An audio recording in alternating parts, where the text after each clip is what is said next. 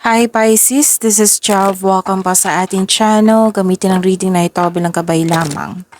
By the way, Pisces, this is your weekly gabay tarot reading for July 14 to 20, 2025. Kung naka-resonate kayo, comment down. Kung hindi kayo naka-resonate, ibigay niyo po sa iba kasi general reading po ito. This is for you, Pisces.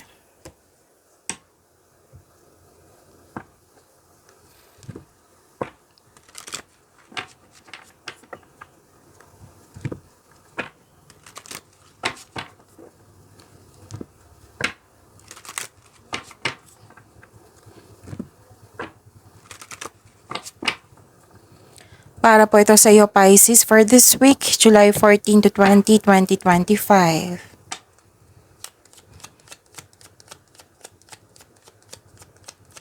Maraming salamat po sa inyong patuloy na suporta at maraming salamat din po sa mga hindi nag-skip ng ads. Sa mga hindi pa nag-subscribe, subscribe na po kayo at click bell notification para malaman nyo na may bago tayong video. Para sa mga gusto magpa-reading, comment po kayo ng personal reading. Again, comment kayo ng personal reading and check my reply sa comment section.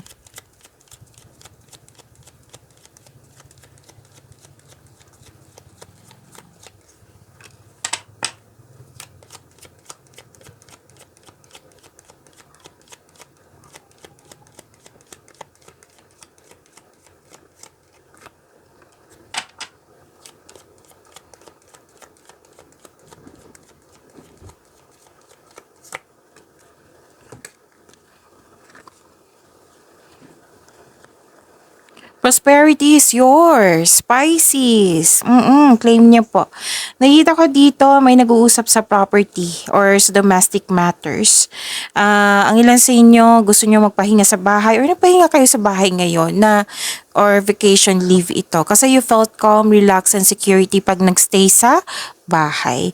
And nakita ko dito na some of you nag-decide or home-based yung trabaho nyo. And love is blooming, yes. You're taking care of yourself, nagkaroon ka ng panahon sa sarili, at may romance, attraction, and affection, and iwasan nyo po mag-overthink or mag-overanalyze kasi nakaka-drain niya ng energy. Nakikita ko rin dito may fear, at fear, doubt, hesitation, or ito ay isang stress or anxiety. So, sana'y ma-overcome nyo po iyan, Pisces.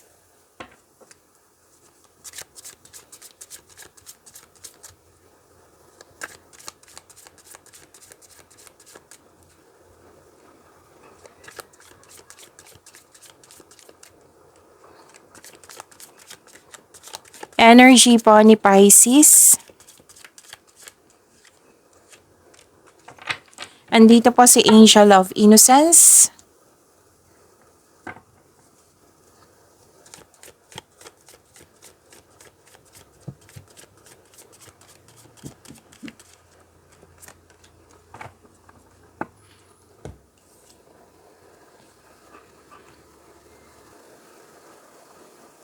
Okay, Pisces. May new beginning po. You have your freedom. May new journey. May potential na magiging successful basta bigyan ng focus, konkretong plano at sipag. Care is needed, okay? And take a leap of faith, okay? Trust the support of the universe. Please know that you are divinely guided. Huwag kang matakot. Instead, i-acknowledge mo ang mga lessons na na-encounter mo and this will lead you to new opportunities po. Magkakaroon po ng personal and spiritual evolution sa pagbabago na ito. And ang advice kasi ng card nyo dito, huwag magpadalos-dalos sa pagpasya. Kailangan ng konkretong plano and listen to your intuition also. Okay? And ang ilan sa inyo, lalabas sa comfort zone. So, huwag kayo matakot kasi may potential naman sinabi dito na magiging successful. Kung may tampuhan kayo sa isang tao, ang sabi dito, mag-usap kayo at magpatawad. Leave the past behind. It's never too late to begin again. Mag-usap at magpatawad.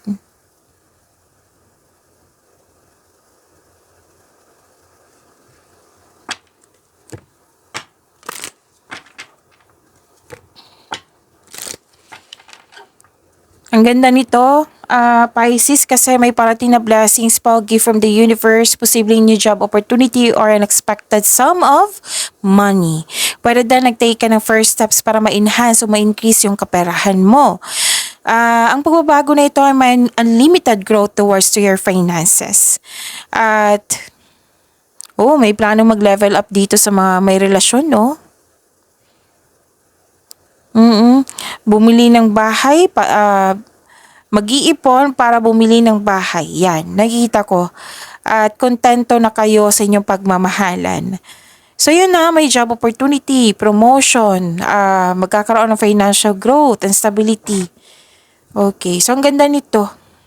Ang ilan nga sa inyo dito mag-pursue ng new career path that will offer more stability and abundance. 'Di ba? Ang ganda. So claim nyo po, Pisces. Spirits, guide angels, archangels, guardian angels, message nyo po. Wow, 111, Pisces. Nag-clarify po siya dito, yung sinabi ko kanina. Actually, dalawang card na ito, nagsabi na may new beginning, pagbabago, at dito rin. So, tatlo na. New beginnings, a fresh start is on the horizon. Embrace the opportunities that come your way. Puro opportunities. Claim nyo po. Pisces.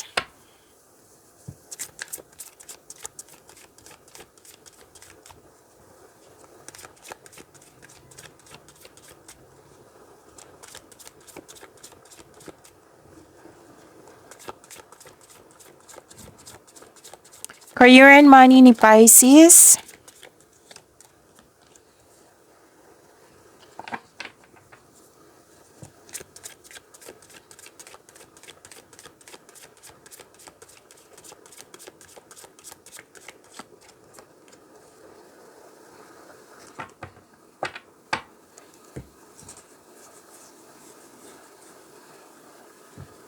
Move ko lang po.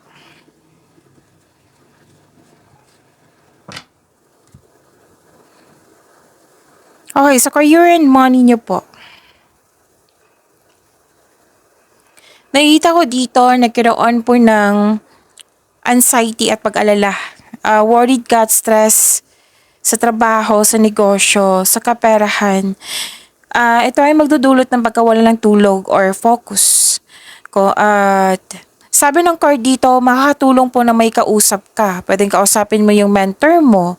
Or kung may trust issue kayo, then makatulong yung journal or diary. Isulat mo yung mga nasa isip mo upang sa kayo ay maalis ito sa inyong isipan at mapunta sa isang pahina. The best way po, isuko mo lahat yung worries mo, anxieties kay God.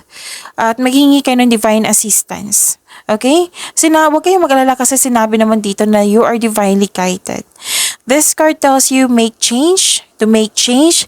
Itong pangyayaring ito ay pansamantala lamang at lilipas din po ito.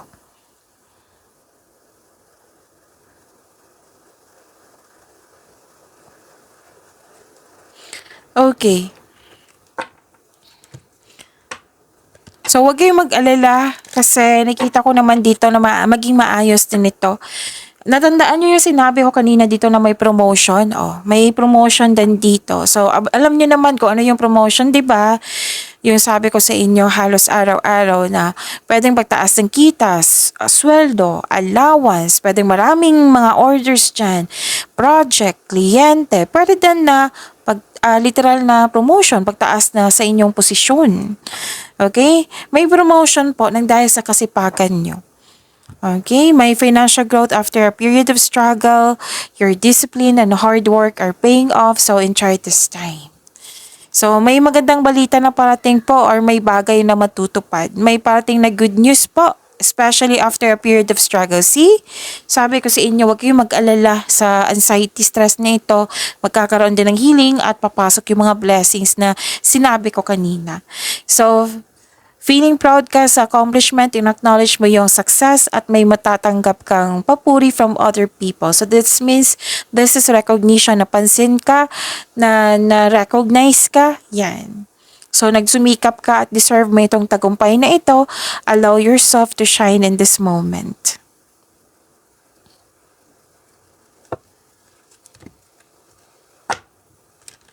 clarity, optimism, full of positivity, satisfaction. Yan, ang ganda naman. May success at achievement na parating, may parating na blessings na it will lead you to happiness. At yung sabi ko kanina na anxiety, stress, recovery yung sinabi dito. Okay? Magkakaroon ng recovery. Ito ay magandang kalusugan, kaligayahan at kaaya-ayang pakiramdam. So, exciting opportunities ay parating na. Magkakaroon ng financial growth. Dalawang card na mismo nagsabi niyan. Para sa mga okay, makaka-receive kayo ng acknowledgement ha. Dalawang card na po nagsabi niyan. This is recognition. Okay, pwede nagbigay ng compliment na sa iyo. Pwede nagkaroon ng fame, awards. At may ano dito, pwedeng bata pa sa iyo or nag-take time ka sa inner child mo or literal na bata. Pwedeng tinuturuan mo, ito yung customer mo, kliyente na nagbibigay ng happiness sa iyo. So, naging maaari din tutulungan ka ng mga tao. Oo, nang dahil dito, nagdudulot ito ng happiness sa iyong buhay. Okay? At lakas ang inyong intuition.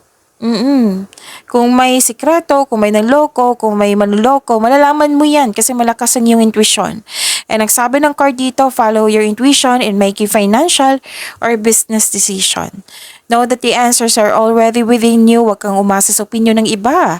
Trust yourself. Naghahanap ka kasi ng katanungan dito. So, sagot sa inyong mga katanungan, solusyon sa inyong problema. So, ang sabi ng card dito na nasa iyo na po yung sagot sa inyong mga katanungan. And please know, ma-overcome mo po yung obstacles, struggles, challenges pa yan. Oo, kasi hinarap mo. Hinarap mo po ito. You have a confidence and persistence in your career. You're eager to achieve a successful outcome sa work or sa negosyo mo. The advice is don't give up. Don't doubt your strength. Ma-overcome mo to lahat. Yung mga concern mo, this is resilience also.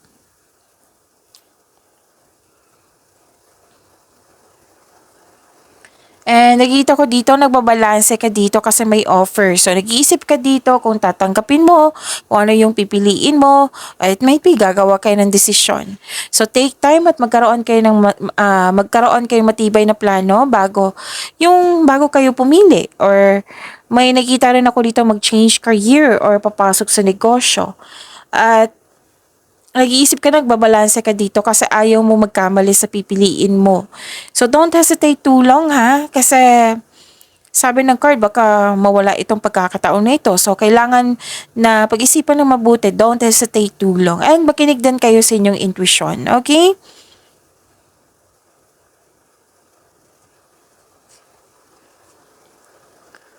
Nakita ko nga dito, na gusto mo magtrabaho mag-isa rather than in collaboration. So, you have your freedom, feel free yourself para makapag-isip ka ng maayos. Kung nais mo ng promotion or you're making business investment po, hindi mo na kailangan ng pahintulot to move ahead. Trust yourself. Okay, ang daming mensahe dito. So, new beginning talaga nakikita ko dito, bagong simula. Marami din ideas, clarity, new ideas, nagkaroon ng bagong insights and clarity kung paano pa improve yung career, finances mo, or project mo. Sign din ito sa magsimula ng negosyo talaga. Oo, ilang beses na kasi lumabas eh.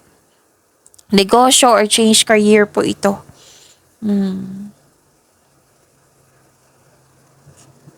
At so, offer talaga, job offer, opportunity, parating na, actually, excited ka sa opportunity nito. Kung ano pa yan, basta sa career and money to. Kasi naka-align to sa passion mo. Sobrang busy mo. So, kailangan mo nang i-prioritize mo yung task na may time management. Just make sure you can deliver on your promises, okay?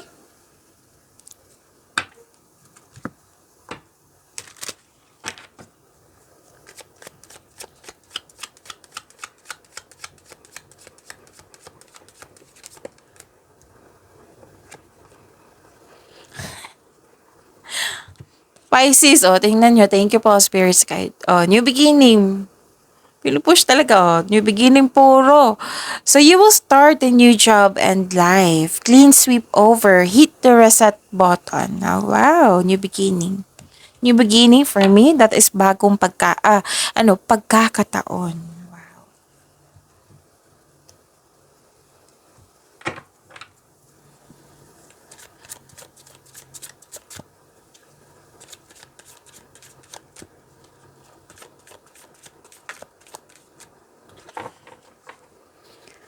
Love life, self-love, partnership, and romance ni Pisces.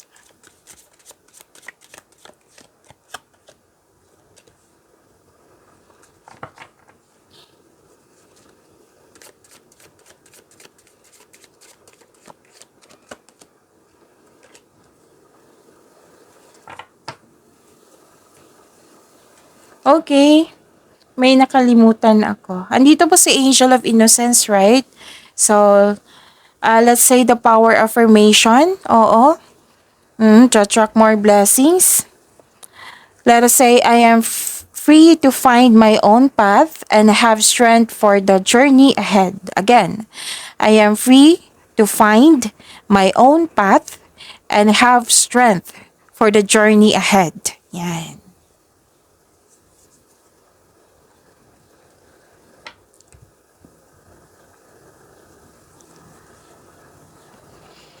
Okay. Sa love life, self-love, partnership, and romance po, nagbabalanse ka dito. Stability, andito po. Sa mga single, buhos ang oras mo sa trabaho, sa pag-aaral. Wala na kayong time for yourself. Wala, yung merong time pero hindi siya sapat. Oo, pwedeng sa family mo, sa partner mo, yan. Pagbabalanse po ay kailangan. Ganun din sa mga marelasyon. So, kailangan ng time management dito. Actually, dalawang card na po nagsabi dito eh. Time management ay kailangan. Okay? At nakikita ko dito na granted yung manifestation mo. Wow. New beginning din to eh. Sa mga may relasyon, blooming kayo ngayon that has a potential to be stable. Ganun din sa mag-asawa. Sa mga single po, naging practical ka sa buhay romansa. Interesado ka lang sa mga stable na at trustworthy. Okay, so ano pa?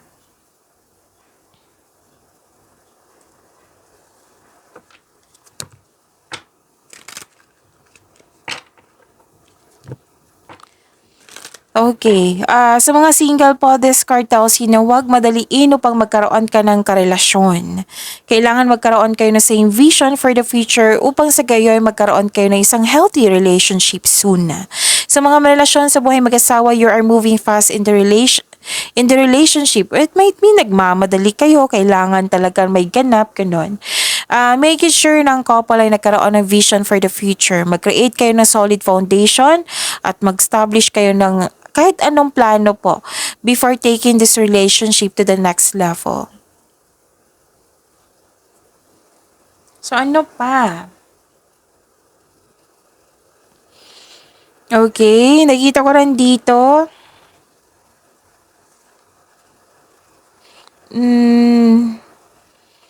Ano to eh? Sa mga single dito, marami kayong maliligaw or may potential. Nag-iisip ka dito kung sino sa kanila. So, ang paalala ng card nyo dito, mag-ingat sa sobrang pag-iisip. Baka ito ay maghatid ng pagkakalito.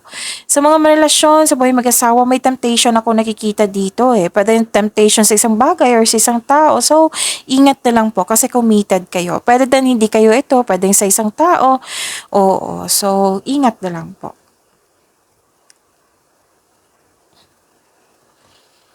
Nakikita ko rin dito sa mga single, you're in a process on healing, you're distant to be with someone, so it's time to find a soulmate. Para sa mga relasyon sa buhay mag-asawa, magkakaroon ng magiging calm and harmonious kayo sa inyong relasyon. At nakikita ko rin dito na nagkaroon po ng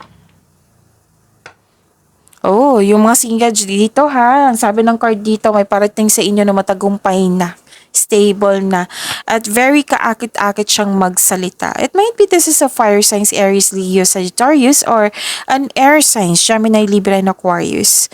Sa mga relasyon sa buhay mag-asawa, ginagamit niya ang lohika kaysa sa emotion, mataas ang pasensya. Pwede din kayo po ito, Pisces.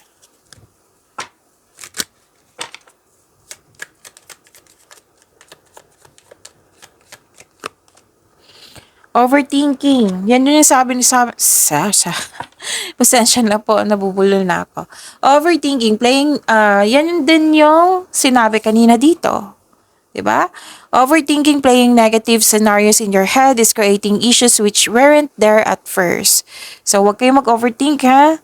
Okay, so pag-imanin niyo po yung blessings na binigay sa inyo. Pisces, see you tomorrow. Maraming salamat po.